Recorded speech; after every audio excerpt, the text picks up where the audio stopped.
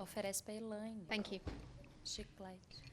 Hello, I'm Suzie Henderson. I'm from Contact, as Faustini and Paul have both said, and this is Liz Moreton from Battersea Arts Centre in London. I want to thank Beatrice and everybody for inviting us to speak here today. We're really excited to share with you some of the learning and cultural exchange that we've had through working on the agency project in collaboration with Faustini. So first up, I thought it'd be helpful and useful to give you a little bit of context of the organisations that we work for. So this is Contact, this big, strange sandcastle building, which is based in the centre of Manchester. And since 1999, Contact has been experimenting with a new model of leadership that puts young people central to the whole organisation and involves them in the decision-making throughout the organisation. Contact's mission is to work locally, nationally and internationally to provide life-changing opportunities for the next generation of creative leaders, artists and audiences. What this means on a day-to-day basis is we have young people as decision makers all the way through the organisation. They are trustees on our board and therefore my boss. They also interview every member of staff that works for the organisation, whether you work in finance or HR, whether you're a producer. And those young people carry equal weight in the decision making about every appointment. You don't get to work at Contact unless the young people want you there. And they also work with us on the programming of the shows that we present and the work that we commission and produce, and on the marketing and most recently the capital development of some of the spaces in the building. Contact works with 13,000 young people annually, and 33% of those are from black and minority ethnic backgrounds, which compares to the population average in Greater Manchester of 11%. Many of whom, the young people, are from economically deprived backgrounds. But for me, one of the most beautiful things about Contact actually is the mixture of young people occupying the space together, working collectively on a creative endeavour. So you might have a 15-year-old young person from Moss Side, which is one of the communities on our doorstep, who is what we call NEET, which sounds like the same word as nene and other terms that are used globally, so not in education, employment or training. And he might be, or she might be, working alongside a graduate of the University of Manchester who might be from another city in the UK and who has never really spent any time with a local young person from Manchester. And together in that space where they're sharing and they're creating, making work, they're also challenging each other's ideas, their cultural beliefs, their religious beliefs, their feelings and thoughts about sexuality, about politics, and some amazing and fantastic debates happen in those spaces and friendships blossom that wouldn't normally exist in other parts of the city. Liz. Okay, so I'm Liz and I'm a theatre producer at Battersea Arts Centre. We're a publicly funded arts centre based in South London, and we're known as one of the most influential theatres in the UK and the home of experimentation in British theatre. The work that we create travels all around the world and is sort of admired and adopted by many organisations internationally. But we're also very based within our local community. As you can see, we're based in the old town hall, in Battersea's old town hall. And Battersea's Old Town Hall has a very radical history. The first black mayor in London was based there. The suffragettes, such as Charlotte Despard and Emmeline Pankhurst, spoke on the stage there as part of the suffragette movement. And Battersea Old Town Hall was a focal point in the early days of the trade union movement. And so now as an arts centre we try and keep those that radical history alive in the art that we make, and we try and keep that civic spirit alive as well. So if you come to Battersea Arts Centre on a normal evening, there'll be artists putting on shows, there'll be young beatboxers making music in the foyer, there'll be children playing in the play space. There's a whole frenzy of activity. And it feels like a playground where creative dialogue between people who would never usually come together, come together, and it's magical. It hasn't always been like this, though. About 10 years ago, the local council threatened to take our funding away, and there was a national outcry. But there wasn't a local outcry, or there was a small one, but it wasn't as great as we hoped. So we spent the last 10 years exploring different ways in which we can have a positive and transformational impact on our local community, exploring ways where we can have a two-way symbiotic relationship with our local community and use creativity to benefit the people who live near us, our neighbours.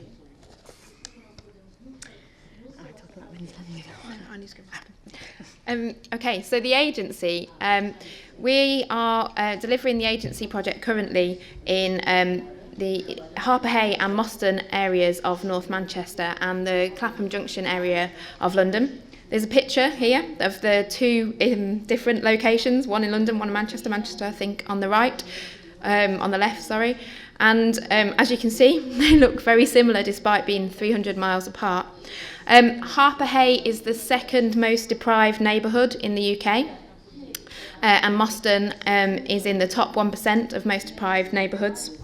In Harperhay and Moreton, there's quite a lot of racial tensions. There has always been a white working class community that have lived in the area, and it used to be quite an industrial area, but as industry has died off, there's become increasing amounts of worklessness. Some young people are now in families where they're third generation of worklessness, so neither their parents nor their grandparents have had employment.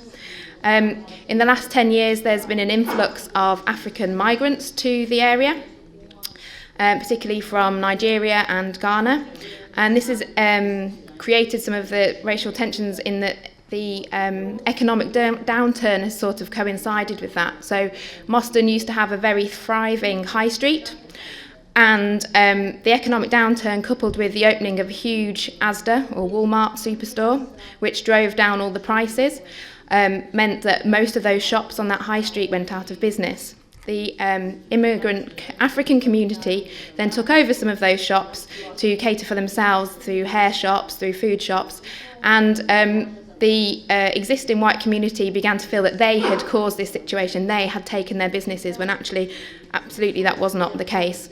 So it's an interesting area to work because of those racial tensions. Yeah, and a little bit about Winstanley. It's within the poorest 1% of neighbourhoods in the country. It's a notorious estate for gang crime, for firearm issues and drugs, partly due to its proximity to Clapham Junction train station, which is the busiest train station in Europe. And Winstanley's also Winstanley and Battersea Arts Centre are in the borough of Wandsworth in London, which is one of the most unequal boroughs in London. It's home to some of the most notorious estates, as well as having more millionaires per square mile than Westminster itself. And just to give a little bit of the national picture as well, a few years ago, just before we met Faustini and just before we were introduced to the agencia, there was over 1 million young people currently unemployed in the UK, that's 18%, and almost a third of them had been looking for work for more than a year. The jobless rate for young people was 3.75 times the adult rate. A report had just come out by the Prince's Trust saying 22% of those from disadvantaged backgrounds in the UK believe that few or none of their life goals are achievable, compared to 5% of those from affluent families. 26% of those from disadvantaged backgrounds in the UK felt people like them don't succeed in life. 26% of those from disadvantaged backgrounds say starting their own business is one of their future goals. 33% of them, however, don't believe that people from their backgrounds can do it. And culturally, what's happening in the UK, despite a sort of arts and cultural scene which is envied and admired across the whole world, there's been continued retrenchment of arts subsidy from the government, which has enabled places like Battersea Arts Centre and Contact to flourish for so long, and the creative and cultural industries. There's also a downgrading of cultural education in schools. There's a downgrading of cultural education in schools. So there's a sort of 19th century school system, which is not built for the 21st century work needs.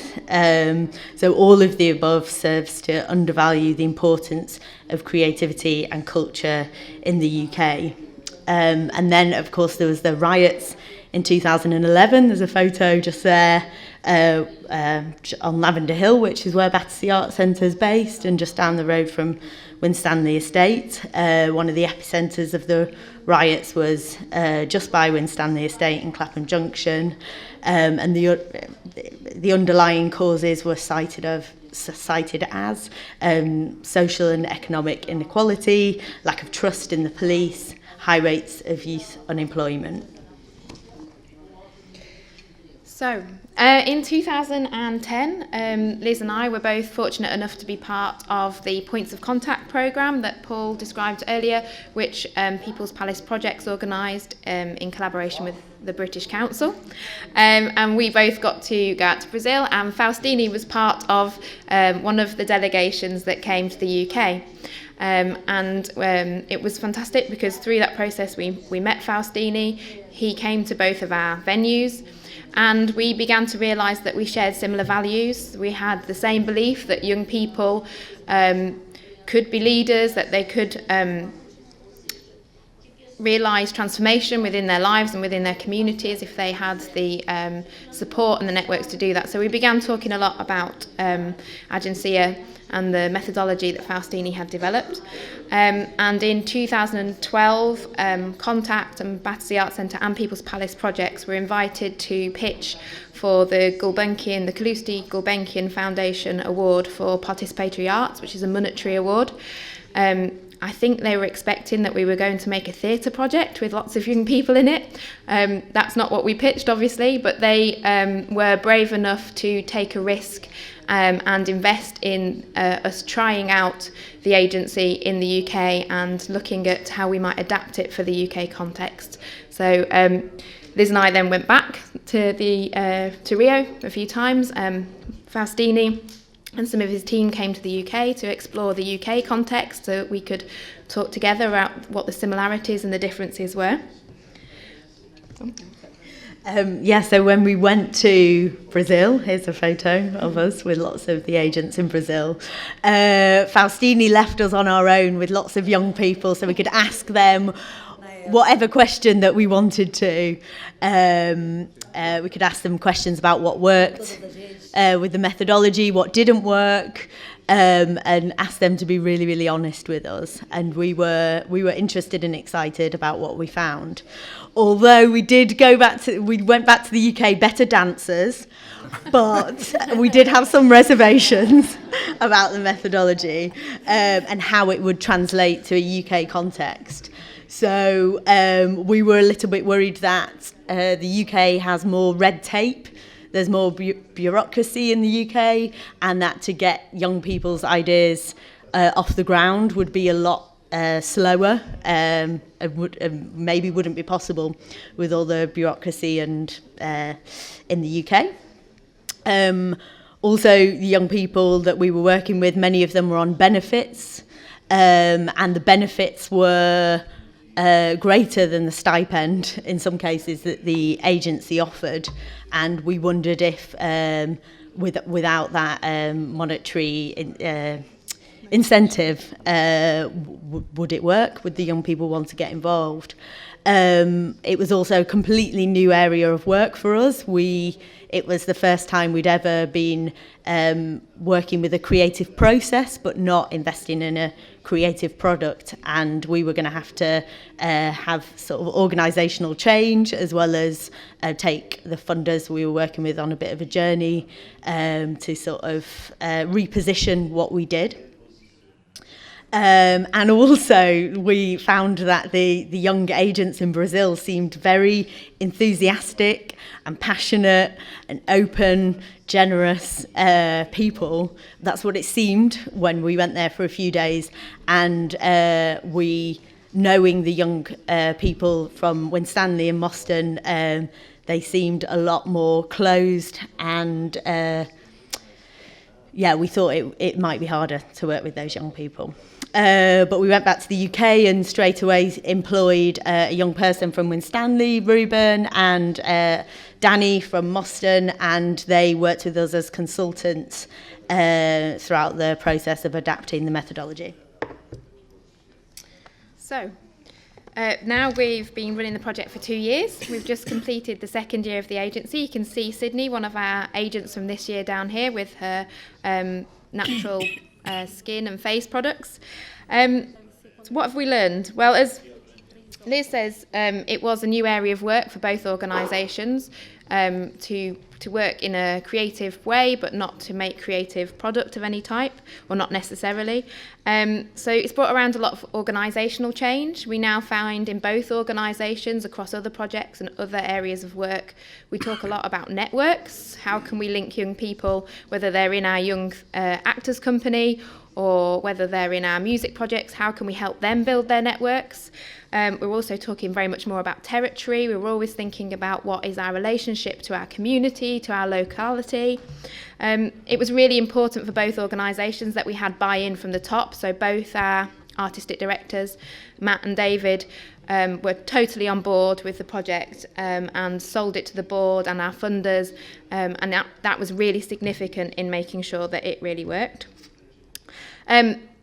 Through the evaluation that we've done to date with the young people that have been part of the project, we know that 88% of the young people who've participated in the agency now feel that stereotypes have been broken down about young people.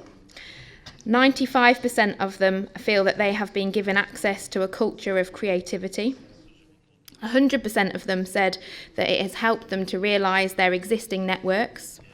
100% of them said it had expanded their world and connected them to new worlds. 95% of them realised that they were capable of changing or transforming something, and 100% of them now see themselves as people who have ideas. Wow. So I want to just tell you a little bit about Osmond, who is the guy in the blue T-shirt just there. Osmond was one of our agents in the first year. He was 14 years old, so he's actually too young for the project, but he lied about his age when he came to the interview, and his idea was so exciting that we had to let him onto the project. He has developed a board game which is similar to Monopoly. Does everyone know about the board game Monopoly? I think people have it everywhere. Yeah. Monopoly. Yes, Monopoly. So it's similar to Monopoly, except it's based on Winstanley Estate, and it's based on his experiences. It's based on the characters and the streets and the tower blocks in Winstanley Estate. And it's a game for 2 to 4 players, and it's designed to help people play out in a sort of safe environment decisions that young people on Winstanley face as they're growing up.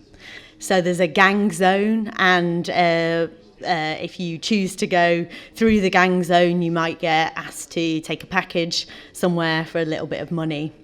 Instead of hotels, there are karma bricks. So if you do good things, you get good karma back. And yeah, instead of chance cards, there's gang cards. It's a fantastic game, and he's been developing it with local schools.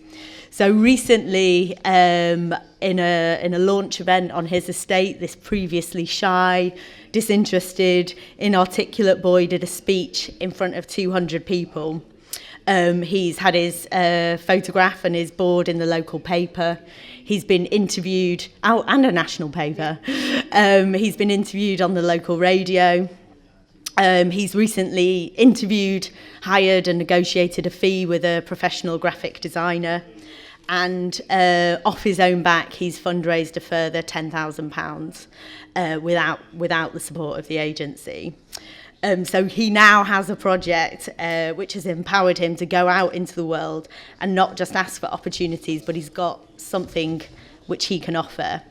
And he said recently that he now realises he can make decisions that can change his life and affect the lives of other people too. And that's an amazingly powerful feeling for someone who's never felt powerful before. And just quickly before we finish, I'm going to tell you about Adam. This is Adam here.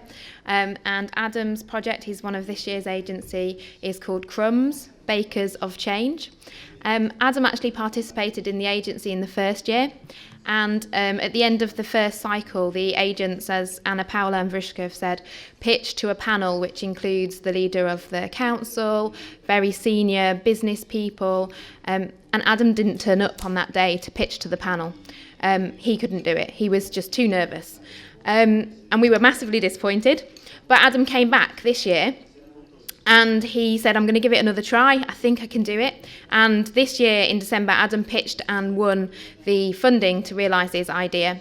And Adam's project is about providing an opportunity for families, parents and children to bake together, because he knows that in his area, most of the families rely on food banks. And so they don't have money to buy flour or sugar to bake cakes or biscuits or bread, because that's superfluous essentially. So Adam provides a free baking course for small children aged between about 4 and 10 and their parents or families to come weekly and bake together. They get a recipe book, they get all the ingredients costed out so they can see how much it would cost if they did want to replicate it at home. And he's had about 15 children participating in his first baking course, which was 8 weeks long. He's had some incredibly hard to reach young people in that project, young people that I would never be able to reach, young people who are the children of the most notorious gang in Manchester. And they've turned up every week, bright-eyed and bushy-tailed, to bake these cakes with Adam.